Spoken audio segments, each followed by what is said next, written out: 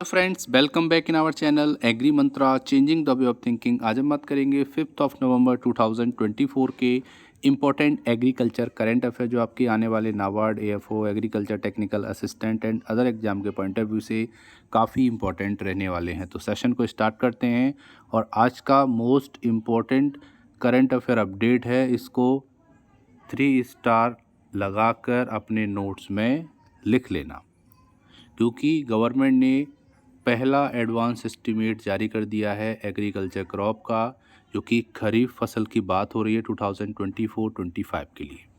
Detail में अगर हम बात करेंगे तो government releases first advance estimate of major agricultural crop. तो यहाँ पर ministry of agriculture and farmer welfare ने आज के दिन first advance estimate of production of major agriculture crops का डाटा रिलीज़ किया है, जो कि खरीफ क्रॉप्स का है, जो कि है 2024-25 ईयर का। यहाँ पर अगर हम बात करेंगे तो यहाँ अलग अलग क्रॉप्स का डेटा शो किया है लाख मेट्रिक टन में, जिसमें रिकॉर्ड प्रोडक्शन भी हुआ है। जिसमें हम बात करेंगे तो जो ओवरऑल खरीफ फूड ग्रेन का जो प्रोडक्शन हुआ है वो इस बार रिकॉर्ड प्रोडक्शन हुआ है। इतना किसी भी साल प्रोडक्शन नहीं हुआ है। वो हुआ है 1647.05 लाख मेट्रिक टन, जो कि एक रिकॉर्ड मेट्रिक टन आपका डाटा है। ये है फूड ग्रेन्स का। खरीफ फसल में जो अभी खरीफ सीजन गया है उसमें रिकॉर्ड प्रोडक्शन देखने को मिला है एग्रीकल्चरल क्रॉप्स में। आगे अगर हम बात करेंगे तो इन फूड ग्रेन क्रॉप्स के अंदर खरीफ फसल में जो राइस का प्रोडक्शन हुआ है वो हुआ है 1199.34 लाख मेट्रिक टन, जो कि रिकॉर्ड प्रोडक्शन हुआ है खरीफ में। किसी भी साल का आप डेटा उठाएंगे तो इस साल रिकॉर्ड प्रोडक्शन देखने को मिला है, इससे ज़्यादा कभी प्रोडक्शन नहीं हुआ है। मेज की अगर हम बात करेंगे तो 245.41 लाख मेट्रिक टन, जो कि रिकॉर्ड प्रोडक्शन है सभी साल के खरीफ के अगर डेटा निकालेंगे मेज का। न्यूट्री और कोर सीरियल में 378.18 लाख मेट्रिक टन हुआ है। टोटल पल्सेस में 69.54 लाख मेट्रिक टन, तूर में 35.02, उड़द में 12.09 लाख मेट्रिक टन, मूंग में 13.83 lakh metric ton. Total oil seed का जो क्रॉप हुआ है उसमें 257.45 लाख मेट्रिक टन प्रोडक्शन हुआ है। ग्राउंडनट की बात करेंगे 103.60 लाख मेट्रिक टन प्रोडक्शन हुआ है। सोयाबीन में 133.60 lakh metric ton. Sugar cane में 4399.30 लाख मेट्रिक टन। कॉटन की बात करेंगे 299.26 लाख बेल्स प्रोडक्शन हुए हैं। और यहाँ ये 2 क्वेश्चन आपके और बन जाएंगे कि 1 bale of cotton is equal to 170 kg। ये क्वेश्चन आ जाता है और कई बार एग्जाम में TMAFO में देखने को मिला है। तो ऐसे क्वेश्चन आपको देखने हैं, बहुत इंपॉर्टेंट क्वेश्चन बन जाते हैं। और जूट और मेस्टा का जो प्रोडक्शन हुआ है वो हुआ है 84.56 लाख बेल, और 1 bale of jute and mesta is equal to 180 kg। ये भी क्वेश्चन है, इस पर भी 3 स्टार लगा लो और इस पर भी 3 स्टार लगा लो।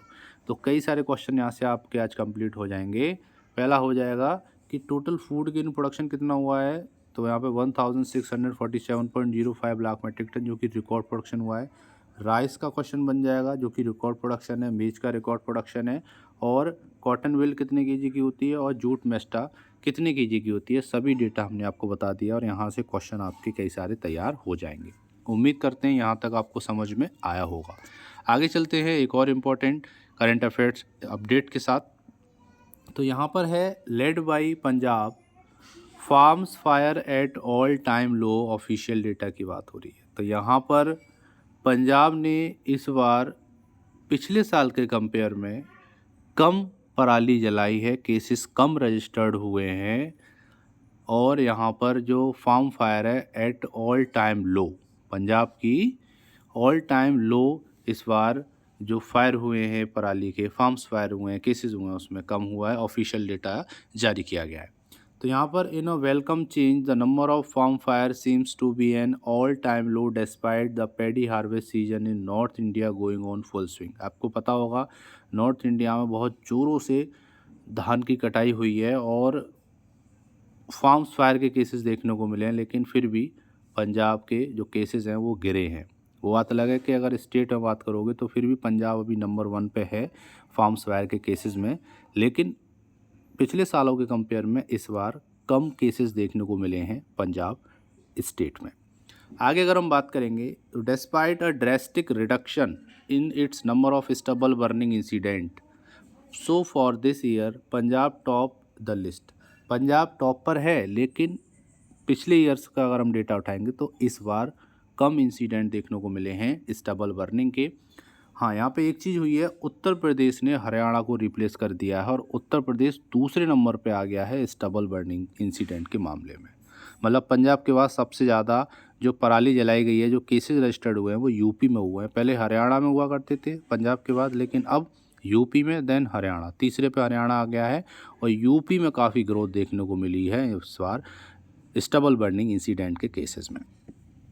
आगे अगर हम बात करेंगे तो according to IARI, Indian agriculture research institute, IARI ने बोला है कि जो आपका consortium research agro ecosystem monitoring and modelling from space है, उसमें पंजाब और हरियाणा ये दो ऐसे स्टेट थे जो पहले और दूसरे नंबर पर रहते थे। लेकिन इस बार क्या हुआ है, और ये पिछले कई सालों से ही चल रहा था कि फर्स्ट पे पंजाब, सेकंड पे हरियाणा, लेकिन अब सेकंड पे यूपी आ गया है और हरियाणा में केसेस में बड़े अंतर पे कमी आई है। अगर हम बात करेंगे 38% की कमी आई है पिछले सालों से अगर कंपेयर करें, तो यहाँ पर पंजाब पहले नंबर पे रहा है और यहाँ पे हरियाणा में रिडक्शन हुआ है 38% से। अगर हम बात करेंगे इंसिडेंट की तो उत्तर प्रदेश में 1288 फायर इंसिडेंट रजिस्टर्ड हुए हैं, जो कि सेकंड स्पॉट पर आ गया है। वहीं अगर हम बात करेंगे हरियाणा में केवल 857 फायर इंसिडेंट रिकॉर्ड किए गए। तो कहने का मतलब है पंजाब टॉप पर हो गया, सेकंड नंबर पर हो गया यूपी और थर्ड नंबर पर हो गया आपका हरियाणा।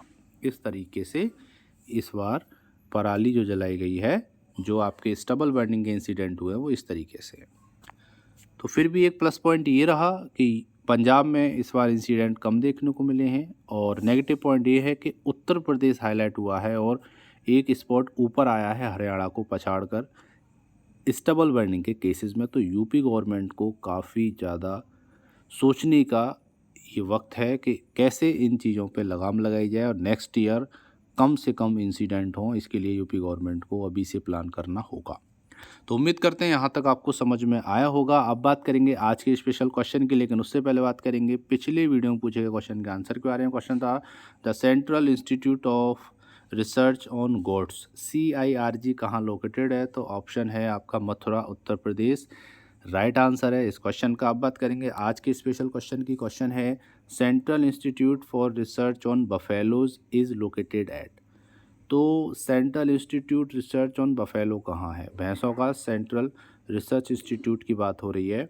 तो ऑप्शन है हिसार हरियाणा, बदायूं उत्तर प्रदेश, जैसलमेर राजस्थान, या नन ऑफ दीज इनमें से कोई नहीं।